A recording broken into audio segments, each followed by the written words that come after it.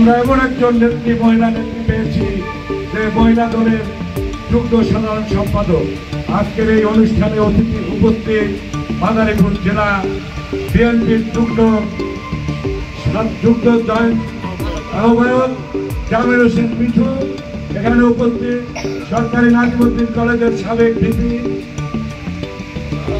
ছড়ার হোসেন, এখানে উপস্থিত সকল নেতৃবৃন্দকে এবং দুধখালি ইউনিয়নের সকল স্তরের নেতৃবৃন্দকে সংগ্রামী সালাম এবং অভিনন্দন জানিয়ে সর্বশেষে আমি আমার একটা স্লোগানের মধ্য দিয়ে, নেতা কে আছে ওই করছে নেতা, হেলে না পা, হেলে না পা, খালেদা জিয়া, খালেদা জিয়া, তারেক রহমান আসবে ফিরে বাংলাদেশে।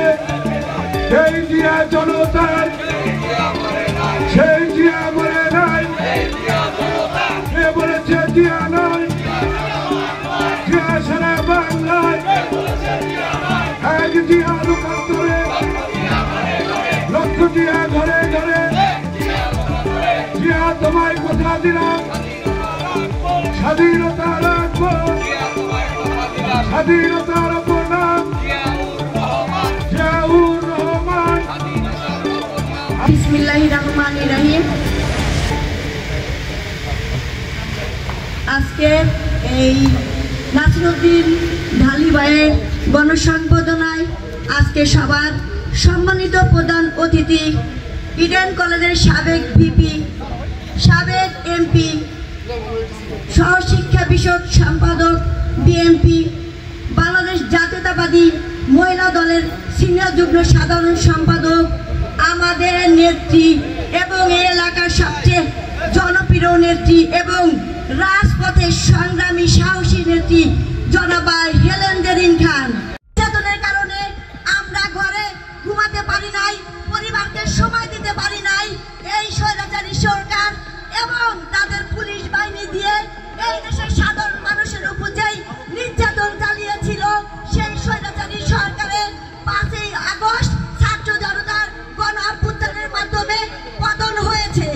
কিন্তু তারপরও এই বাংলাদেশ এবং জাতীয়তাবাদী দল এখনো নিরাপদ না, কারণ একদল মানুষ এই বাংলাদেশের গণতন্ত্র চায় না, একদল মানুষ বাংলাদেশ জাতীয়তাবাদী দলকে ভয় পায়, কারণ আগামী নির্বাচনে দল ক্ষমতায়, আগামী নির্বাচনে বাংলাদেশ জাতীয়তাবাদী দল সুষ্ঠু নির্বাচন হলে তারা সরকার গঠন করবে।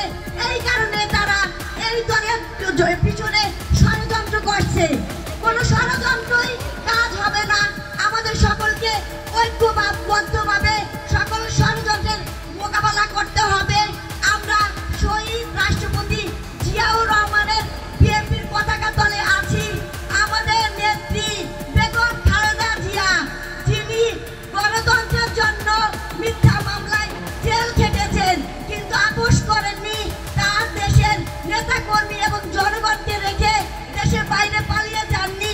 দীর্ঘ 17 বছর আমাদের দেশের নেতাকর্মীর, আমাদের বিএনপির নেতাকর্মীর উপর যে নির্যাতন করা হয়েছিল, কোনো নেতাকর্মী এই নির্যাতনের ফলে দল ছেড়ে দেশের বাইরে পালিয়ে যাননি।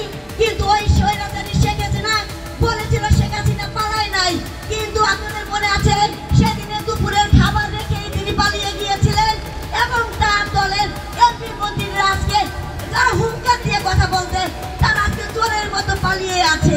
আজকে এই অন্তর্বর্তী সরকারের কাছে আমাদের একটাই দাবি, আমাদের সুষ্ঠু একটি নির্বাচন অনুষ্ঠিত করে আপনারা আপনাদের জায়গায় ফিরে যান এবং সুষ্ঠু নির্বাচন করলে